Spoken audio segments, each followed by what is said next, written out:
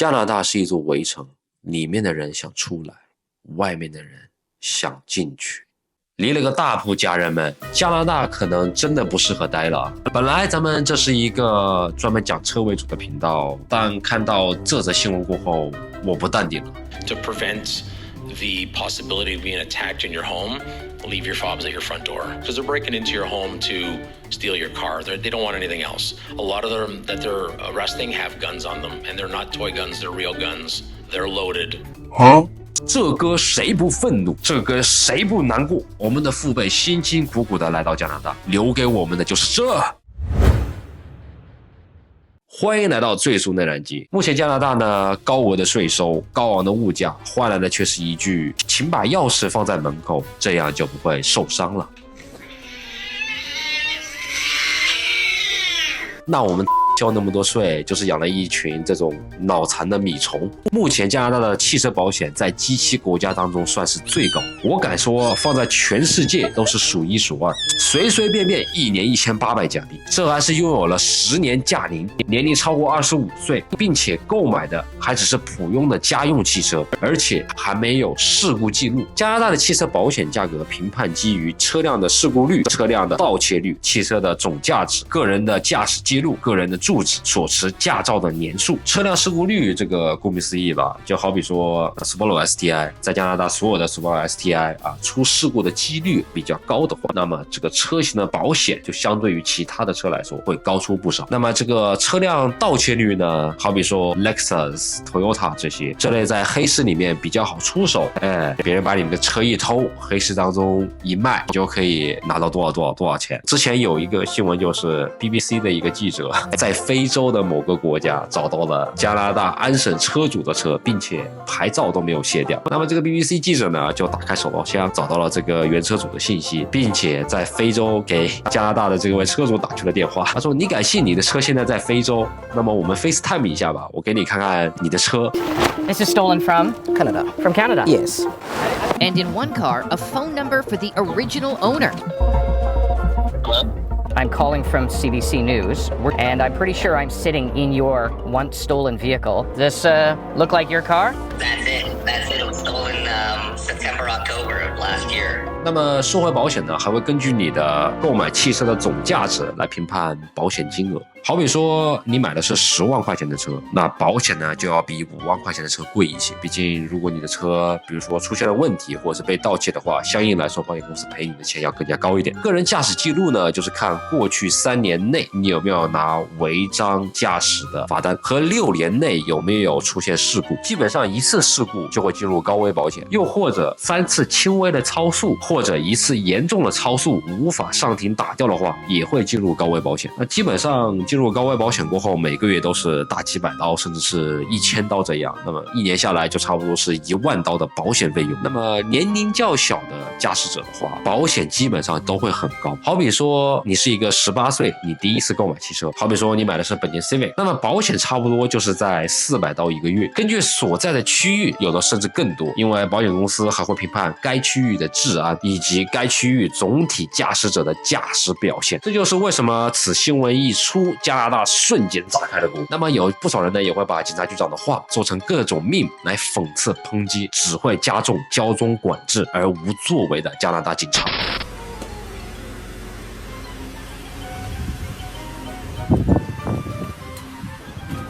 Hey, get in here. It's cold out. Come on, get in here. Thank you so much for choosing my car to take today. It's a privilege. I've got some sparkling water for you. I've got orange vanilla and mango pomegranate. It's cold out, so I've taken the liberty of turning the butt warmers on for you.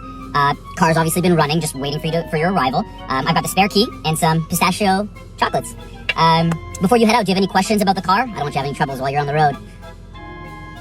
Okay, well, with that, take care, and, enjoy my Honda Civic. 为什么我这么说呢？近几年加拿大很多地段都安设了摄像头，就是那种拍照的摄像头，而且呢，一旦被抓住，就会扣很多分，进行很重的罚款，从而影响到你的驾驶记录，然后第2年涨保险这样。然而，加拿大的法律呢，没有什么承保法，相比起南边的邻居美国来说，加拿大可以说是遇到危险时毫无反击能力可言。等于说我不能伤害来我家的贼和强盗，我为了不让我受伤，最好的办法是把财物放放在他们能够拿得到的地方，让他们不会进到屋内来伤害我。你们想想这是什么逻辑？这是什么三小干话 ？WTF 老烟子 bullshit。我们再对比一下美国。They did something wrong, which they did not. If somebody's breaking into your house, you're more than welcome to shoot them in Santa Rosa County. We prefer that you do, actually. So whoever that was, you're not in trouble. Come see us. We have a gun safety class we put on every other Saturday, and if you take that, you'll shoot a lot better, and hopefully you'll save the taxpayers money. 对吧？这才是当下加拿大应该需要的吧。但加拿大的法律着实让人摸不着头脑。贼进家门，房主不能伤害贼，因此把贼打伤了，贼可以告房主，甚至警察还会以故意伤害罪来对房主进行逮捕和起诉。我咖喱贡啊，该你的办。9年的自由党执政将加拿大变成一滩烂泥，大批的难民涌入。加拿大统计局到现在都无法实际的统计出在疫情期间发放了多少签证以及枫叶卡，说是150万，但是超过150万过后，他们就不再统计了。移民局到现在都没有给出答案。短短几年间呢，印度人来的实在是太多了。那作为我本人，我不反对印度人，但是印度人真的太多了，以至于新闻都爆出来，华人房主一开始只是租给了一对印度夫妻，然而随后这对印度夫妻的家人、朋友、亲戚，一间地下室里面竟挤了30个人。现在你买咖啡是印度人，你去超市是印度人，保安是印度人，商场里是印度人，大街上是印度人，以至于加拿大国庆节都是印度人在当趟狂欢。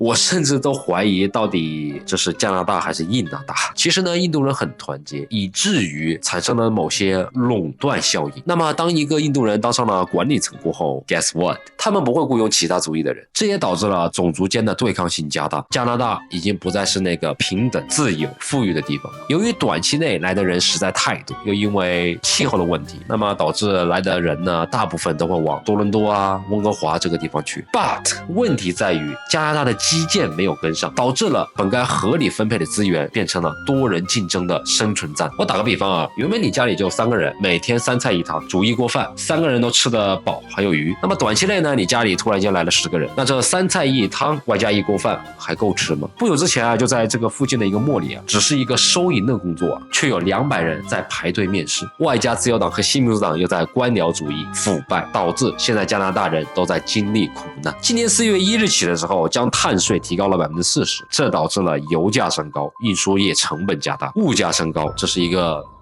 连锁反应，从而导致加拿大在整个G7国家里面生活成本是最高的。大家最近都在聊的一个话题就是 cost of living。以前100块钱你能买一整个购物车，现在100块加币你只能买的东西寥寥无几。那么看到这里啊，有一些人就会说啊，那你不喜欢吗？你离开加拿大吗？你干嘛在这里吐槽啊？这是我的家园，我想让它变得更好。我可以表达我的观点，你也可以表达你的观点，你不认可没关系。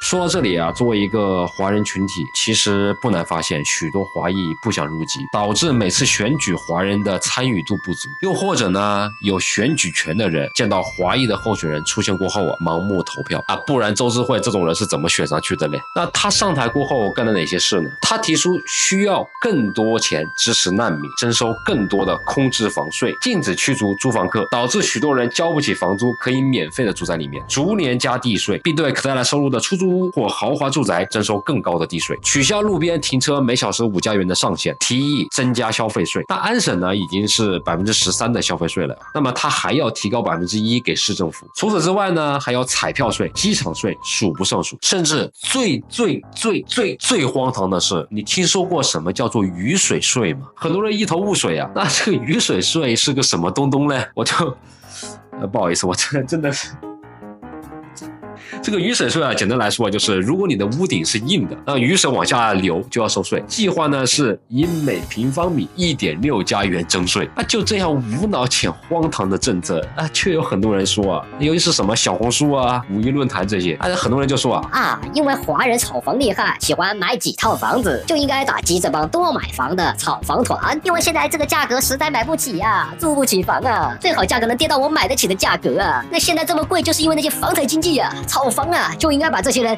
灭掉啊！诸如此类的。这帮人也是有够搞笑的，怪不得骨子里都是斗争的人，到哪里都是斗争的。然而，就在这期节目录制的当天，加拿大总理以及自由党的党魁特鲁多华人呢就给他起了一个比较讽刺的名字叫做土豆。在国会上，土豆提出想在多伦多设立毒品注射屋，被保守党党魁 Pierre Poilievre 极力反对。Pierre 在国会上甚至说土豆是疯子傻叉这用了一个 wacko 这个词。作为对立面的自由党要求他道歉，那么这时候大法官呢也要求Pierre 给出一个合理的解释，以及用一个比较国会上的语言文明用语。那么 Pierre 这个人呢比较刚，我觉得也是加拿大这个整个政坛上百年一遇的人才，但是他确实可能是被气到了，所以他拒绝收回他说的话，也拒绝道歉，从而呢在当天会议上被赶出会议。我不敢想象加拿大这9年下来变成什么样，还是那个加拿大吗？还是哪天我不得不放弃我的家园，被迫漂泊到另一个地方？还是说用我们手上的票，将一个真正拥有 common sense 的执政党扭转加拿大目前的局面？答案呢在我们各自的心中。好了，也讲了最近我很想说的一些话，也带大家了解了一下加拿大的目前状况。我们频道呢主要是以车文化为主，当然时不时也会给大家分享一下加拿大的目前状况。另外我看一下后台，发现台湾的观众最多，其次是英文，同时呢我发现还有很多日本的朋友也关注了这个频道，那我也会贴心的加上日文字幕。抱歉我现在日文讲的不能说讲的怎么样，是实在不会讲，日文水平也仅限出自于一些电影和动画。那前段时间呢在日本旅行，我也记录了一些东西，如果大家感兴趣的话呢，在留言区告诉我，我再分享出来给大家看。喜欢我的话呢，记得点赞订阅分享，多多支持我这个频道。我们下期见。